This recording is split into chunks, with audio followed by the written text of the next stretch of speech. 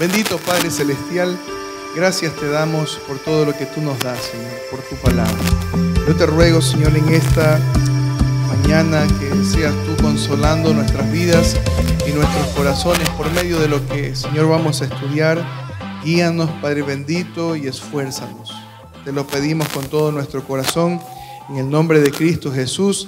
Amén y amén. Confiemos en nuestro Dios fiel. Es el tema del mensaje del día de hoy. Confiemos en nuestro Dios fiel. En el año de 1487, en el siglo XV, hubo un navegante que se llamaba Bartolomé Díaz.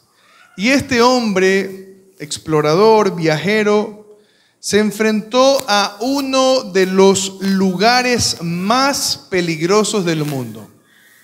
Un estrecho lleno de tormentas, lleno de vientos impredecibles y mares embravecidos. Y este hombre catalogó a este lugar y lo llamó, lo bautizó como el Cabo de las Tormentas. Para él, aquel lugar era símbolo de peligro, era símbolo de incertidumbre y también de una posible tragedia. Era muy peligroso. Pero cuando el rey Juan II de Portugal escuchó acerca de lo que había descubierto Bartolomé Díaz, decidió visitar este lugar y lo rebautizó. Le puso otro nombre y le puso el Cabo de la Buena Esperanza. Todo lo contrario de lo que había dicho Bartolomé Díaz. ¿Por qué? Porque estaba convencido de que podía este lugar ser un puente para llegar a las Indias. Podía ser un puente para llegar a América, y en verdad esto fue así. Algunos años después, otro hombre llamado Vasco de Gama confirmaría que el rey Juan II tenía razón, porque por medio de este lugar podría llegar a otro mucho más hermoso. Mis amados hermanos, por medio de esta ilustración, nosotros vemos que la vida cristiana se asemeja a esto. Por un extremo tenemos situaciones, pruebas, dificultades, sufrimientos, pero por otro lado nosotros tenemos también la esperanza del destino que le corresponde a los hijos del Señor. Por un lado tenemos situaciones que nos pueden hacer entristecer, situaciones que nos pueden quizá desanimar, pero por otro lado también en la vida cristiana hay cosas, hermanos, que Dios promete en su palabra y que nos llenan de esperanza y que nos hacen entender que vale la pena sufrir por Cristo, que vale la pena luchar esta vida que el Señor ha preparado para nosotros y no darnos por vencidos. Así que el punto principal de este mensaje, hermanos, es que permanezcamos confiando en el Señor y no solamente en el Dios que nos promete todas estas cosas, sino que es el Dios que ha demostrado ser fiel. Él ha demostrado ser fiel en todo lo que ha dicho. Vamos a abrir nuestras Biblias en 2 Tesalonicenses 3 del 1 al 5 y leamos lo que dice. A la cuenta de 3.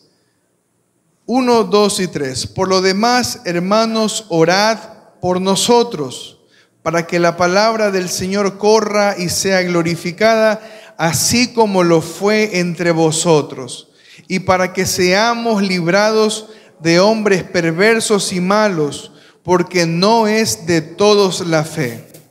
Pero fiel es el Señor, que os afirmará y guardará del mal, y tenemos confianza respecto a vosotros en el Señor, en que hacéis y haréis lo que os hemos mandado. y el Señor encamine vuestros corazones al amor de Dios y a la paciencia de Cristo. Mis amados hermanos, lo primero que queremos decir es que la firmeza que podemos tener en la fe no se sostiene por la fuerza o la capacidad de nosotros. No se sostiene por la fuerza o la capacidad del hombre que intenta hacer las cosas como dice la palabra del Señor, porque lo que nos está diciendo este texto es que ha sido su fidelidad.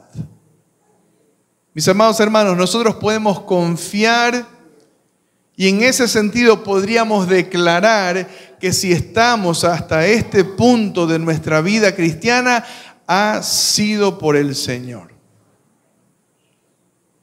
Si nosotros nos hemos mantenido a pesar de tantas dificultades, tantas mareas, tantos golpes que nos ha dado la vida y muchas veces por haber sido fieles al Señor, hermanos, es porque la fidelidad de Dios no te ha soltado. La fidelidad de Dios no nos ha soltado porque su fidelidad es la que sostiene la vida de fe de todo creyente. Es gracias a su fidelidad que nosotros seguimos creyendo. Es gracias a su fidelidad que seguimos caminando y que tratamos con todo nuestro corazón de obedecer su palabra. El versículo 3 que hemos leído dice lo siguiente, pero ¿qué dice? Fiel es el Señor. Aquí dice el versículo 3. Pero fiel es el Señor que os afirmará y guardará del mal. Es una confianza que tiene el apóstol Pablo acerca de la vida de la iglesia. Primero porque él lo ha visto en su propia vida. Ha sido amenazado múltiples veces, ha sido perseguido, mucha gente lo ha tratado de matar. Pero el Señor dice aquí, afirmará y guardará del mal. Es porque Dios nos sostiene, hermanos, que nosotros podemos esforzarnos en la vida de fe. Y no debemos olvidarnos de eso, porque lo que la Biblia nos motiva a hacer en medio de nuestro caminar cristiano es siempre darle la gloria al Señor en todo. Aquí no se trata de superhombres. Aquí no se trata de superpastores o de superhermanos. Aquí se trata de el Dios todopoderoso que merece todo el honor, toda la honra y toda la gloria por lo que Él hace en la vida de su iglesia. Todos estos apóstoles, todos estos obispos, todos estos pastores y hermanos que estaban aquí, que eran fieles, que se esforzaban en las cosas del Señor, estaban sostenidos por la fidelidad de Dios, por la mano del Señor. Por la mano del Señor, hermanos, podemos seguir escalando peldaños espirituales y seguir creciendo en la vida cristiana. Ha sido la mano del Señor. Miremoslo a Él, démosle gracias a Él, consagrémonos a Él, porque Él nos ha sostenido. Eso es lo que dice luego el apóstol Pablo en 1 Corintios, capítulo 1. Y si revisamos los versos del 8 al 9, mire lo que dice. 1 Corintios, capítulo 1, versos del 8 al 9, dice, el cual también os confirmará, dice, hasta el fin, hermanos. Ninguna de sus ovejas quedará a medio camino. Ninguna de sus ovejas quedará patucho espiritual. Ninguna de sus ovejas quedará tirados porque no le alcanzó las fuerzas. Sus ovejas seguirán hasta ¿cuándo? Dice aquí. Hasta el fin. Las ovejas del Señor avanzarán, crecerán, perseverarán y prosperarán hasta el fin. Eso es la promesa del Señor, para que seáis irreprensibles en el día de nuestro Señor Jesucristo. El día de la venida del Señor, hermanos, el Señor nos promete que Él nos recibirá en esa condición, irreprensibles. Fiel es Dios, por el cual fuisteis llamados a la comunión con su Hijo Jesucristo, nuestro Señor. La mano del Señor no nos soltará, no nos dejará, no se debilitará, su mano seguirá fuerte, de tal forma de que nuestras almas serán guardadas hasta el fin. ¿No nos causa esto, hermanos, confianza, descanso y tranquilidad? Saber que nuestra perseverancia hasta el fin está guiada, está coacheada, ahora que se habla mucho del coaching. Es como que tenemos un entrenador al lado nuestro. Un entrenador que no es que hace nuestro trabajo, porque nuestro trabajo lo debemos hacer nosotros. Los que debemos vivir en santidad somos nosotros. Los que debemos esforzarnos para tener comunión con el Señor somos nosotros. Los que debemos hacer todo lo posible para que nuestra relación con Dios esté calientita somos nosotros, pero el Señor va de nuestro lado y va diciendo: vamos, Luis, tú puedes hacerlo. Y va diciendo: vamos, Eufemia, yo te acompaño, no te me desanimes, agárrate de mi brazo. Yo tengo que hacer la tarea, yo tengo que trabajar porque el Señor lo ha designado así. Yo tengo que sufrir las cosas, las implicaciones que demanda la vida cristiana, hermanos. Pero el Señor va del lado del creyente y no lo deja, no lo abandona. Y por eso estamos aquí, por eso no nos hemos abandonado en la inmoralidad, por eso no nos hemos abandonado en el mundo, por eso no nos hemos dejado lejos del Señor. ¿Cuántas veces, hermanos? Y quiero que seamos sinceros y no levante su mano. Pero quiero que seamos sinceros y quiero que pensemos cuántas veces habíamos nosotros pensado en tirar la toalla en aquellas cosas que el Señor en algún momento puso por delante de nosotros. ¿Cuántas veces? Lo más probable es que en múltiples ocasiones uno dijo: Señor, hasta ahí llego. Señor, esto de serte fiel, la verdad que me cuesta tanto. Esto de anteponer las necesidades del prójimo antes que las mías me cuesta tanto. Esto de amar a mi prójimo como a mí mismo es demasiado difícil. Esto de ser obediente a tu palabra realmente no es para mí. Quizá, hermanos, en múltiples oportunidades, en múltiples ocasiones, humanamente hablando, porque debemos pensar, hermanos, que el hecho de ser hijos de Dios y creyentes que amamos al Señor no significa de que podemos tener momentos de debilidad. No significa que no podemos tener momentos de debilidad. Puede pasar. Y muchas veces nos podemos sentir incluso solos y decimos: Señor, ¿dónde estás?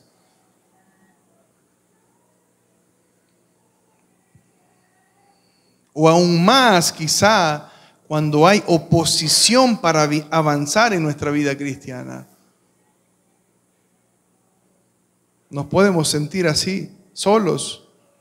Pero lo primero que dice aquí la palabra de Dios, hermanos, es que Él es fiel. Y Él nos afirmará aun cuando las cosas empiecen a tambalear, a no ir tan bien en este proceso en el que estamos cada uno de nosotros. En este proceso de perfeccionamiento, tal como lo dice Filipenses 1:6, que no sabemos de memoria. Estando persuadido de esto, que el que comenzó, que el que empezó la buena obra, ¿qué dice el Señor?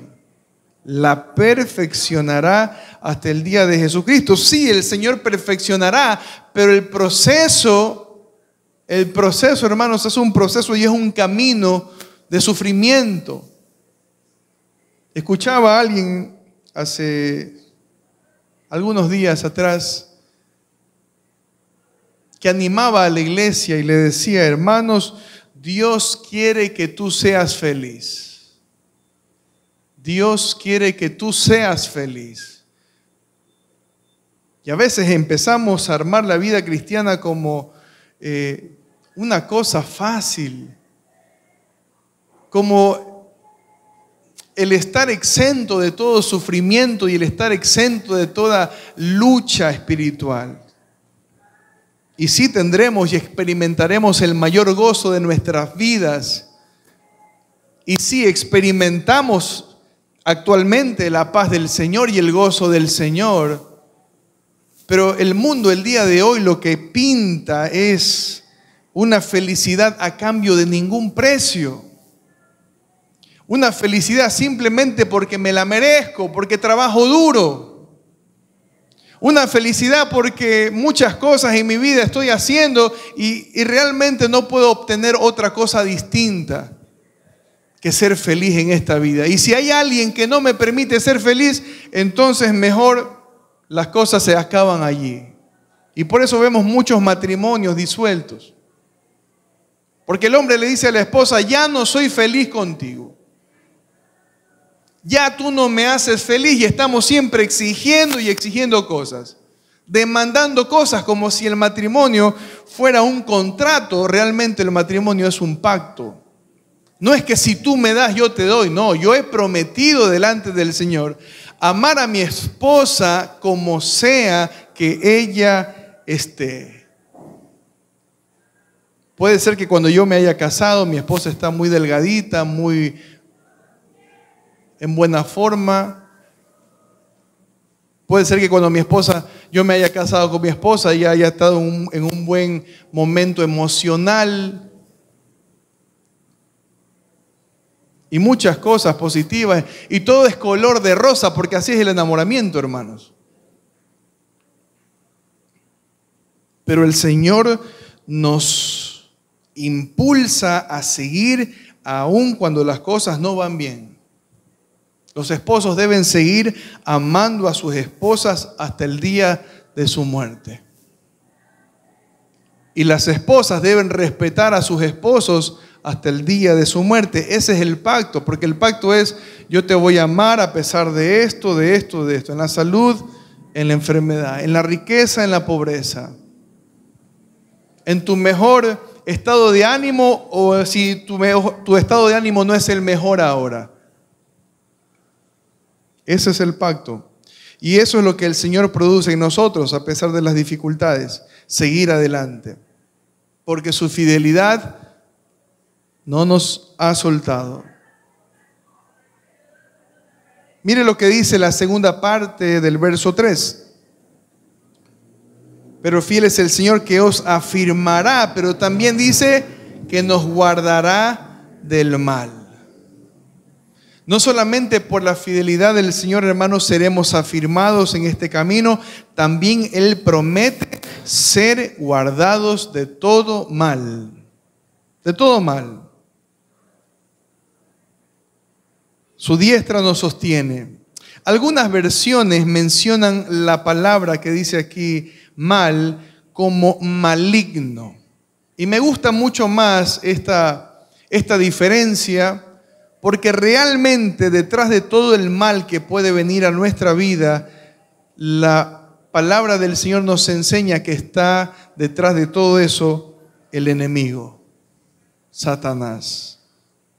La palabra del Señor nos enseña que detrás de los creyentes siempre va a haber alguien acechando. Va a querer que nos desanimemos, va a querer que nos sigamos adelante, va a querer que hagamos cosas movidos por nuestras emociones. Y Satanás dice, 1 de Pedro capítulo 5 versículo 8, dice que Satanás, el adversario, anda como león rugiente anda alrededor buscando a quién, ¿qué cosa? Devorar. Así está Satanás, hermanos. Pero la palabra del Señor nos promete que el Señor nos guardará del maligno, del diablo, de sus acechanzas, en medio de nuestras debilidades, porque no somos perfectos. El Señor nos guardará de todo mal. Y debemos estar conscientes de eso, que muchas veces detrás de aquellos que de alguna forma nos quieren hacer el mal, de alguna forma nos quieren detener en la vida cristiana, detrás de los que usan su boca para destruir, para avergonzar, para dañar, detrás de quienes quieren que pequemos, detrás de los que buscan nuestro mal, estando quizá nosotros bien delante del Señor, está el enemigo de nuestras almas. Pero aquí la palabra del Señor nos dice que fiel es Dios, que aunque ellos piensen mal contra nosotros, que aunque se hayan propuesto dañarnos y se alegren cuando quizá no estamos bien, dice que Dios lo encamina para bien. Dios lo utiliza para fortalecernos. Dios nos utiliza para aprender lecciones de vida importantes. Eso es lo que pasó con José. Nosotros vemos a este joven que pasó por muchas dificultades. Sus hermanos lo despreciaban, tenían envidia porque su padre lo amaba más, le había dado una túnica de colores muy hermosa. Finalmente lo cogieron, lo golpearon, lo metieron en un pozo y lo vendieron.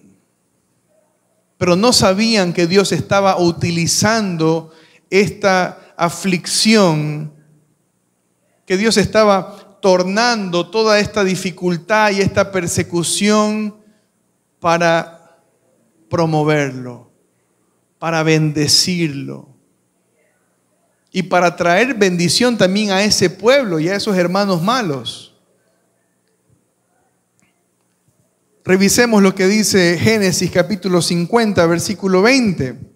En palabras de José, miren cómo él lo interpreta, lo entiende, lo asimila en su vida. Miren cómo José asimila el sufrimiento y la aflicción. Así que quisiera que nos consolemos, hermanos, con lo que dice la palabra del Señor. Si en esta mañana has venido con algún sufrimiento, alguna aflicción en tu corazón, algún dolor quizá, alguna frustración, no sé lo que sea, el Señor nos dice que nos consolemos con su palabra. Consuélate, aférrate de su palabra. Miren lo que dice Génesis 50, 20. Vosotros pensasteis, ¿qué dice que hicieron? Pensaron mal. No fue que ellos empezaron a decir, bueno, vamos a hacer esto para que Dios lo bendiga. No. Ellos habían pensado mal. El enemigo había cautivado sus corazones. Ellos habían pensado perversidad contra su hermano. Dice, pensaste mal contra mí, mas Dios lo encaminó ¿a qué? A bien. Dios lo tornó en bien, lo encaminó a bien. Dios fue más fuerte que la maldad de estos hombres. Dios superó lo que ellos habían pensado, superó el pensamiento de estos hombres malos. Dice, mas Dios lo encaminó a bien para hacer lo que vemos hoy, para mantener en vida a mucho pueblo. Miren, en palabras de un teólogo muy reconocido de la Alianza Cristiana y Misionera de nuestra organización, A.W. Tozer, miren lo que dice. En este pasaje vemos una verdad que recorre toda la Escritura. Miren, en este pasaje vemos un principio, una verdad que está recorriendo toda la Biblia, toda la Escritura. Dios está presente y obrando aun cuando los hombres están actuando en contra de su voluntad revelada. Dios está presente, dice aquí, y obrando aun cuando los hombres están actuando en contra de su voluntad revelada. El mal nunca toma a Dios por sorpresa. No es que Dios dice, hoy se encendieron las alarmas, tengo que ir a ver dónde está la cosa. No. El mal no toma a Dios por sorpresa. Él lo rodea, lo supera y lo emplea para cumplir un propósito más alto. Consolémonos, hermanos, con las palabras de José. Vosotros pensasteis mal contra mí. Mucha gente pudo haber pensado mal en contra de nosotros. Gente utilizada por Satanás. Mas Dios lo encaminó a bien. Guardemos esa palabra en nuestro corazón.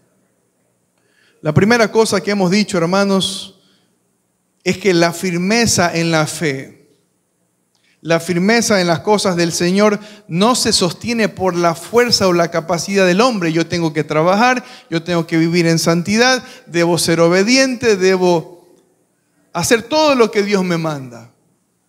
Pero el Señor es el que nos va sosteniendo.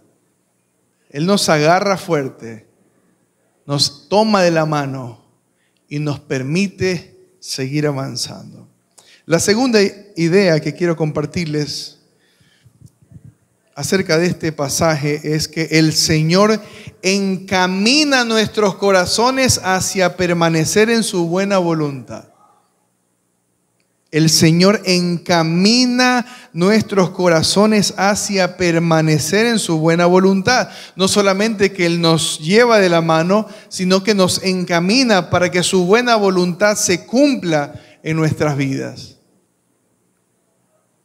Mire lo que dice el versículo 4.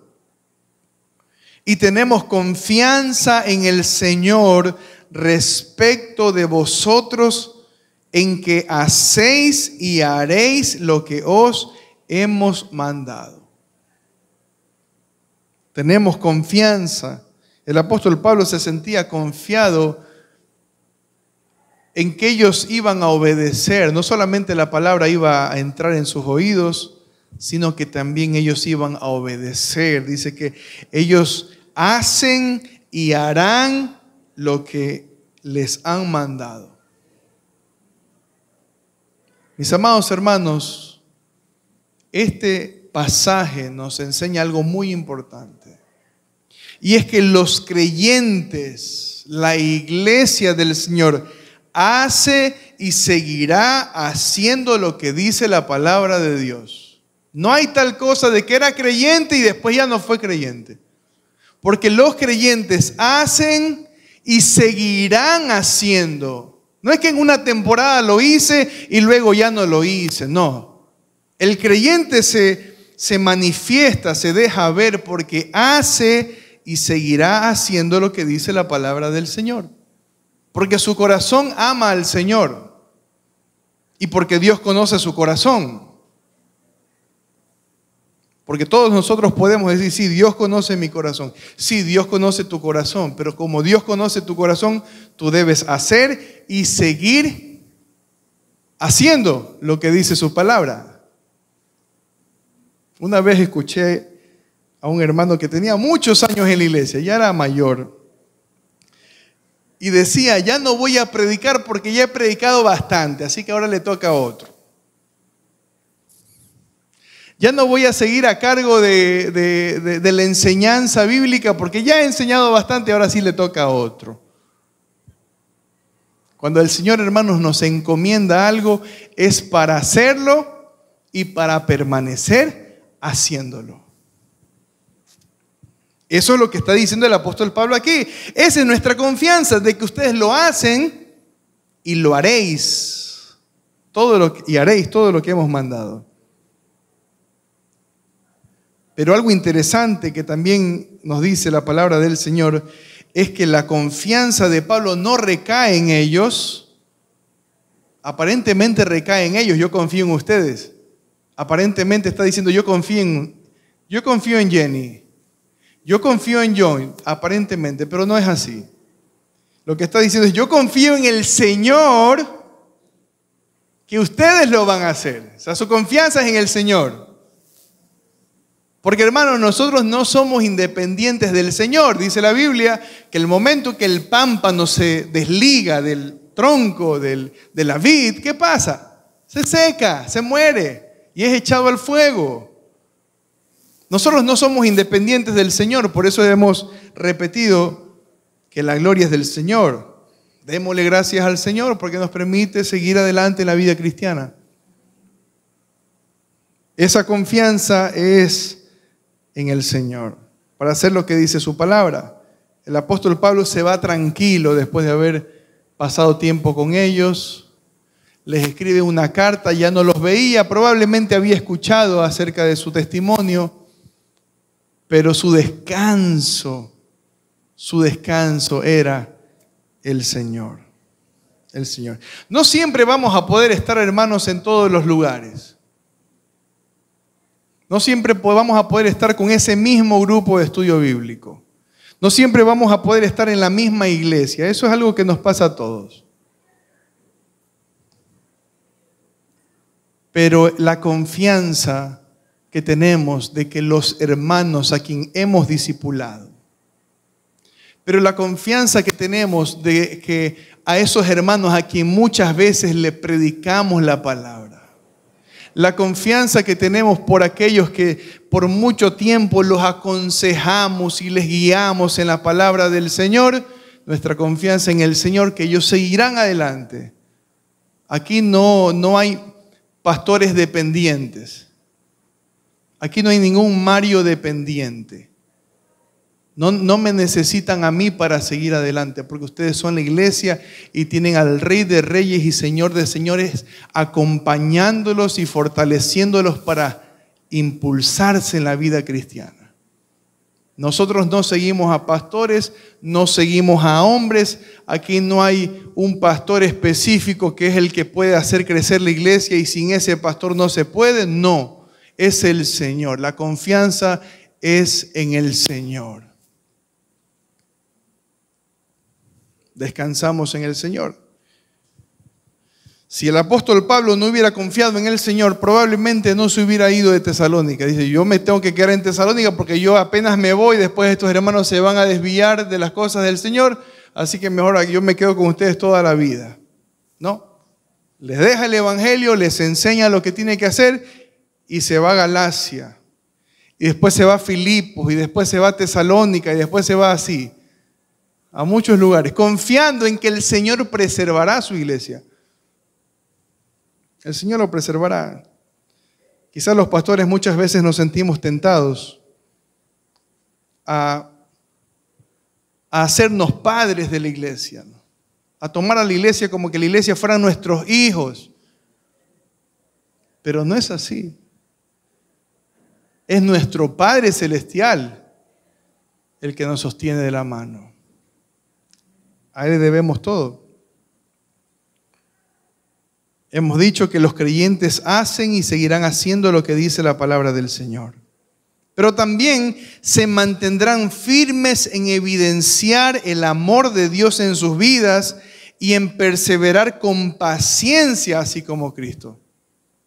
Los creyentes no solamente hacen y seguirán haciendo lo que dice la palabra del Señor, también se mantendrán firmes en evidenciar el amor de Dios en sus vidas. ¿Cómo evidenciamos? Esa vendría a ser la pregunta principal. ¿Cómo puedo yo evidenciar el amor de Dios en mi vida? Mire lo que dice el versículo 5. Y el Señor encamine vuestros corazones ¿a qué? Al amor de Dios. Eso es lo primero. Lo primero que el Señor dice aquí, que Él nos va a encaminar a su amor. ¿Cómo podemos evidenciar el amor de Dios en nuestras vidas sino por medio de un carácter transformado? Un carácter transformado. Porque mi carácter antes me guiaba a ser mezquino, me guiaba a ser egoísta, me guiaba a ser grosero, me guiaba a ser áspero. me guiaba a ser cortante, me guiaba a siempre pensar que tengo la razón. ¿Cómo podemos manifestar que el amor de Dios, hermanos, está en nosotros? Por medio de un carácter convertido, un carácter transformado. Ese carácter no va a ser perfecto, obviamente. No es un carácter perfecto, pero se esfuerza por anteponer la comunión antes que por actuar con orgullo y superioridad. Se esfuerza, dice, a ver, lo que voy a hacer, ¿qué promueve? ¿Va a promover mayor comunión o va a promover mayor orgullo en mi vida? ¿O va a promover división? ¿O va a promover el hecho de que a mí me vean con superioridad? Nos esforzamos, hermanos, por anteponer la comunión antes que por actuar con orgullo. Evidenciamos el amor de Dios por la manera como tratamos a quienes no nos quieren. Evidenciamos el amor del Señor por la manera como les respondemos, cómo les damos de regreso. Aquellos que no nos quieren, ¿cuál es nuestra actitud?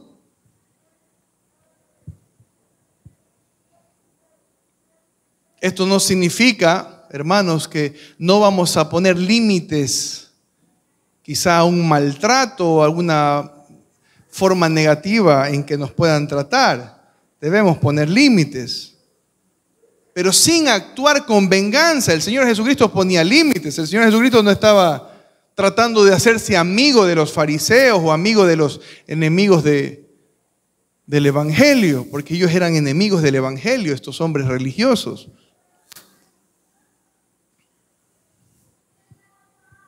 Pero no actúa con venganza, con pagar con la misma moneda, no lo hace así. El Señor les muestra misericordia cuando ellos se arrepentían. Nosotros vemos que algunos fariseos vinieron al Señor y luego le sirvieron.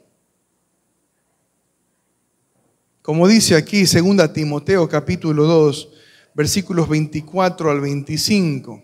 2 Timoteo capítulo 2, 24 al 25.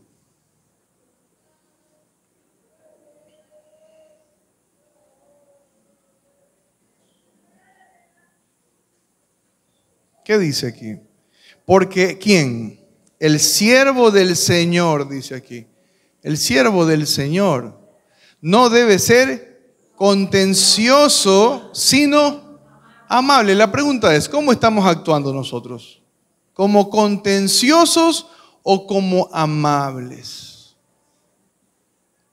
A veces, hermano, hay cosas que sí nos pueden enojar, nos pueden chocar. Pero le dice aquí el siervo del Señor, y esto se refiere a todos nosotros. Es verdad que está dedicado a los pastores, pero hermanos, la vida del pastor debe ser la misma vida de los creyentes.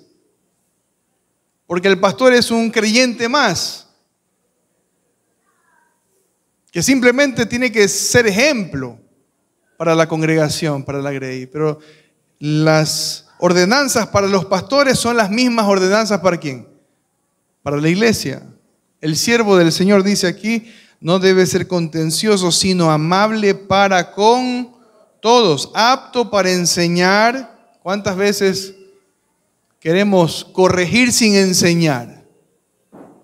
Queremos amonestar sin enseñar primero. Pero aquí dice, debe ser apto para enseñar.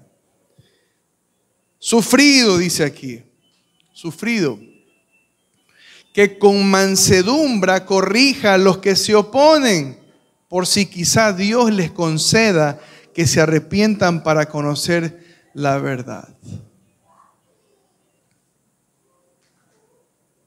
Y la segunda cosa, hermanos, que nos menciona el versículo 5, la primera que vimos es que Dios nos encamina al amor de Dios. Y la segunda cosa que Él hace es que Él nos encamina ¿a qué?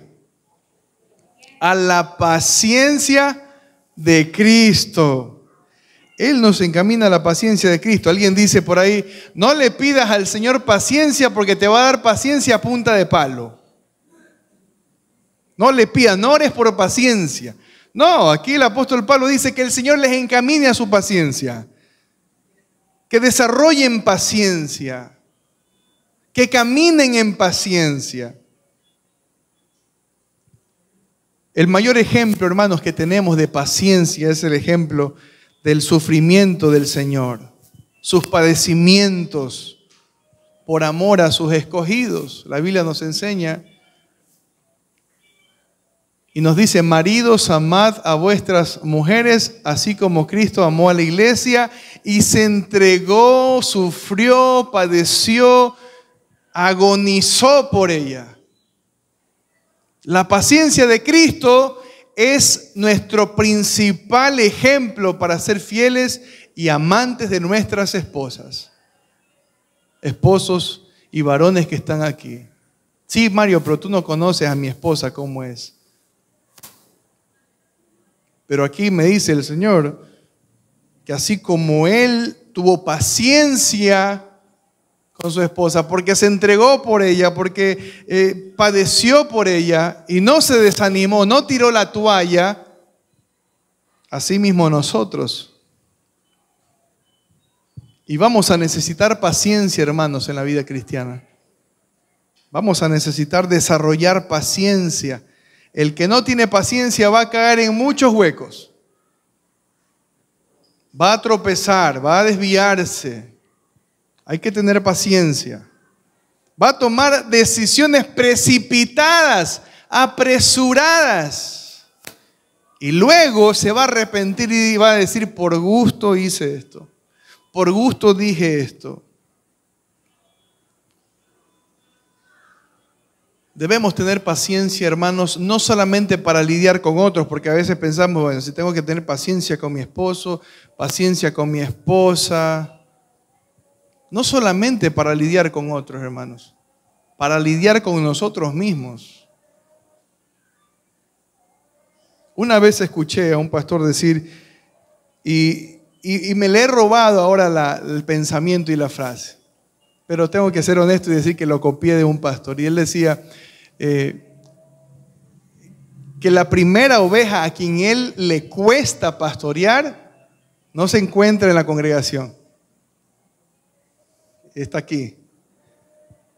Y es la verdad, yo me identifico, la oveja más rebelde que tengo yo, que pastorear, no ninguno de ustedes. Así que si usted pensaba que era usted, no, quítese de, soy yo mismo.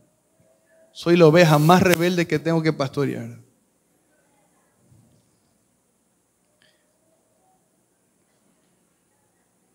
Vamos a necesitar desarrollar paciencia, no solo para lidiar con otros, sino principalmente con nuestras propias limitaciones, con nuestros propios pecados e imperfecciones. A veces queremos tirar la toalla por nuestros pecados.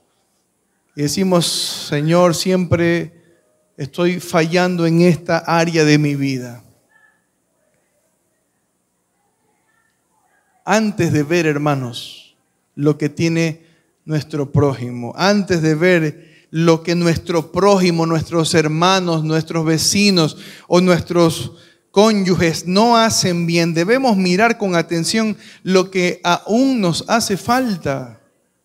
Mira primero, antes de ver lo que está fallando tu esposa o lo que está fallando tu esposo o lo que está fallando tu jefe, mira primero en lo que te hace falta a ti. Miremos. Y pidámosle al Señor paciencia para levantarnos después de la caída. Sea en lo que sea que hayamos caído, pidámosle al Señor paciencia para levantarnos, darnos cuenta. ¿Quieres levantar a la fuerza al otro cuando tú también estás caído? Y terminamos con este pasaje, Romanos capítulo 15, versículo 5, mire lo que dice. Romanos capítulo 15, versículo 5, mire lo que dice.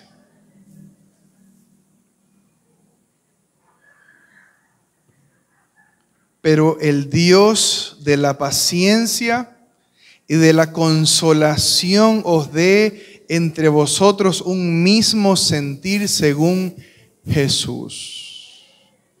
El Dios de la paciencia y de la consolación. Él experimentó paciencia. Y Él es el que por medio de esa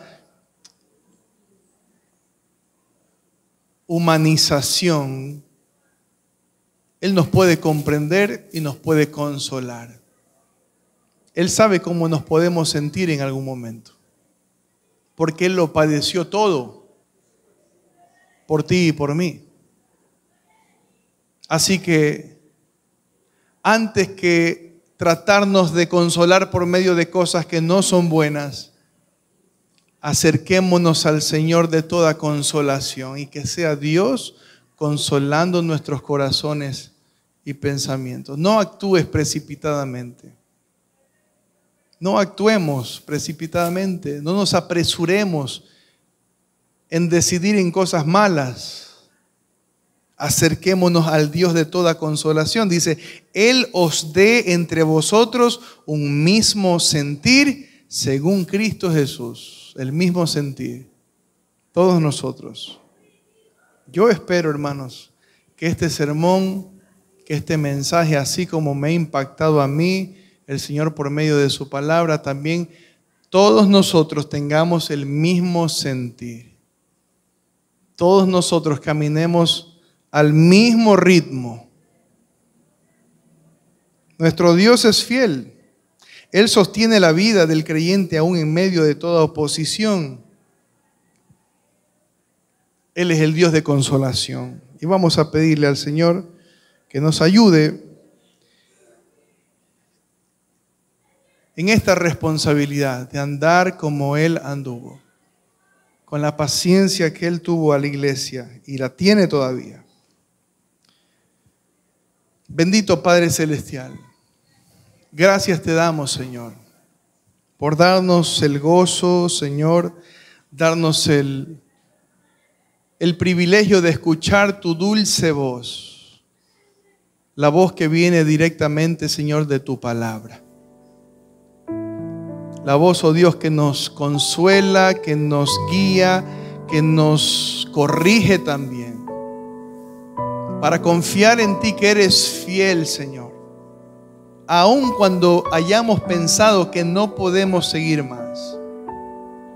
Venimos delante de ti, Señor, para que consueles nuestros corazones y consueles, oh Dios, los corazones de aquellos que por alguna razón, Señor, por alguna circunstancia, Señor, no la están pasando bien.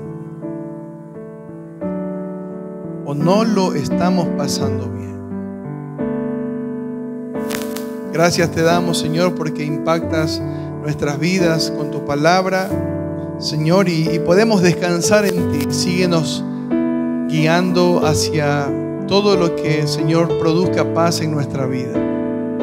No hacia cosas que traigan conmoción, enojo, malos pensamientos. Señor, líbranos de todas estas cosas.